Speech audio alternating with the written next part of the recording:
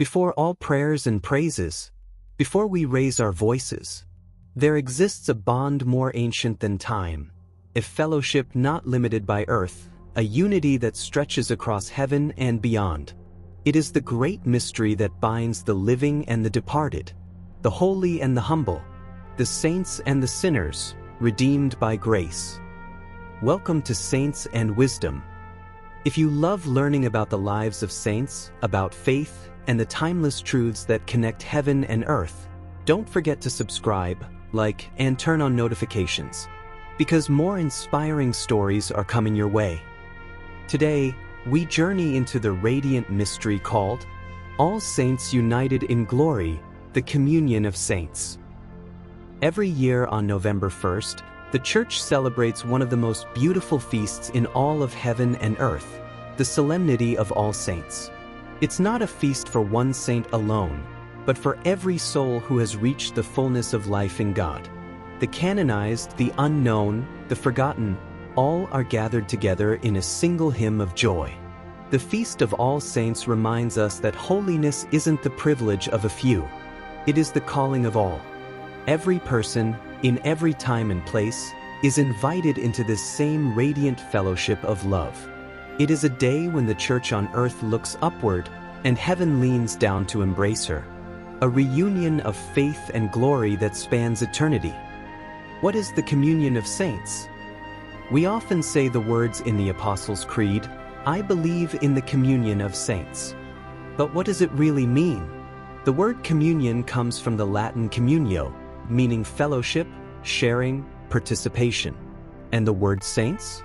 It doesn't mean only those canonized by the Church, but all who belong to Christ. So what is the communion of saints? It's the spiritual union of all believers, past, present, and future, united in Jesus Christ. It is the living Church on earth, the souls being purified, and the saints in heaven, all bound together in divine love.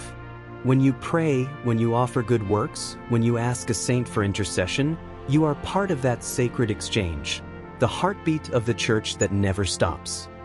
The family that death cannot separate. To the world, death seems final. But for those who believe, death is not an end. It is a passage into life that never ends. In the communion of saints, death does not divide. It unites. Those who have gone before us are not gone from the Church. They live within its very heart. They see God face to face, and they intercede for those still on the journey. When you whisper, "Saint Joseph, pray for me," when you cry out, "Holy Mary, Mother of God, be with me," you are not speaking to distant souls. You are speaking to family. The letter to the Hebrews tells us, "We are surrounded by so great a cloud of witnesses." They are not watching from afar. They are walking with us, even now. And this truth, this invisible love, makes the Church one body, both in heaven and on earth. The roots of the celebration. Long before there were calendars or canonizations, Christians remembered the martyrs, those who gave their lives for Christ. By the 4th century, after years of persecution, communities began to gather yearly to honor these heroes of faith. At first, each region had its own date. But in the 7th century, Pope Boniface IV consecrated the ancient pantheon in Rome, not to the gods of stone, but to all holy martyrs. That moment changed history. A temple once filled with idols was now filled with faith. Later, in the 9th century, Pope Gregory IV extended the feast to the entire Church and fixed the date as November 1st, a day that would shine forever as a light of hope for all believers. So when we celebrate All Saints' Day, we are not starting something new. We are continuing a song that has been sung for 16 centuries, a hymn that began with blood, but now sings with glory. The invisible choir of heaven. Picture it for a moment. A vast multitude, shining with light, clothed in white, gathered before the throne of God. They come from every nation, every tribe, every language. This is the vision from Revelation chapter 7, verse 9. A great multitude that no one could count, from every nation, tribe, people, and language, standing before the throne and before the Lamb. These are the saints, men and women who loved, forgave, served, and hoped. Some worked miracles. Some lived quietly in faith. Some were mothers, teachers, laborers, healers. Ordinary people made extraordinary by grace. And now they sing together in a harmony that never fades. This is the communion we celebrate. This is the glory that awaits all who walk in love. The communion in daily life. But this mystery, it isn't just for heaven. It lives here in our daily lives. Every time you pray for the souls in purgatory, you strengthen that bond of love. Every time you ask a saint to pray for you, you deepen your connection to heaven. Every time you forgive, serve, or show compassion, you add light to this communion that unites all believers. Saint Therese of Lisieux once said, "I want to spend my heaven doing good on earth."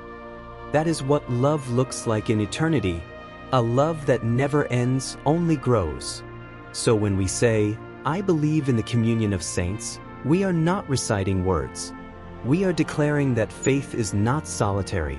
It's a family of grace that spans eternity. The call to holiness. The Feast of All Saints is not just a celebration, it is a calling to remember that you, too, are made for holiness. As Jesus said in Matthew chapter 5, verse 48, "Be perfect, therefore, as your heavenly Father is perfect." Perfection doesn't mean flawlessness. It means being full of love. To forgive as He forgave. To serve as He served. To love as He loved. Every saint began where you are now, with a small yes to God. So today, don't just honor the saints. Walk with them. Imitate them. Let their example inspire your own holiness. The celebration on earth and in heaven. Across the world on November 1st, churches light candles.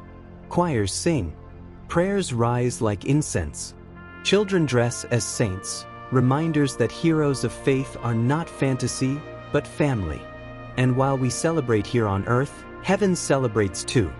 A great feast unfolds above, where angels rejoice and saints welcome new souls home. The church on earth and the church in heaven are not two separate bodies. They are one. One faith, one heart, one eternal song of praise. Together they cry, "Holy, holy, holy is the Lord God Almighty." Living the communion today. But how do we live this communion in a busy, divided world? By choosing love. Pray for others. Encourage those who struggle. Remember the departed. Ask the saints for help. Offer masses for souls. Do acts of mercy. Each act, each prayer, weaves another thread into the great tapestry of divine love. When you live with compassion and faith, you echo heaven's melody. You become part of the communion that never ends. Lessons. So what can we take away from this mystery, the communion of saints? First, we are never alone. Second, holiness is not far away. It's lived every day.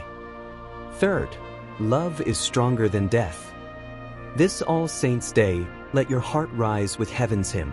Let the example of the saints strengthen your courage. Let their prayers guard your path.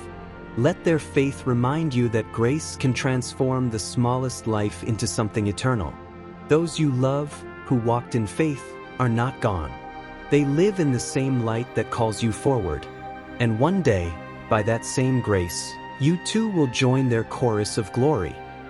So before you go, take a moment, subscribe to Saints and Wisdom. Like, share, and turn on notifications so you won't miss the stories, prayers, and lessons that bring heaven a little closer to earth. Until next time, may the saints pray for you. May your heart remain steadfast.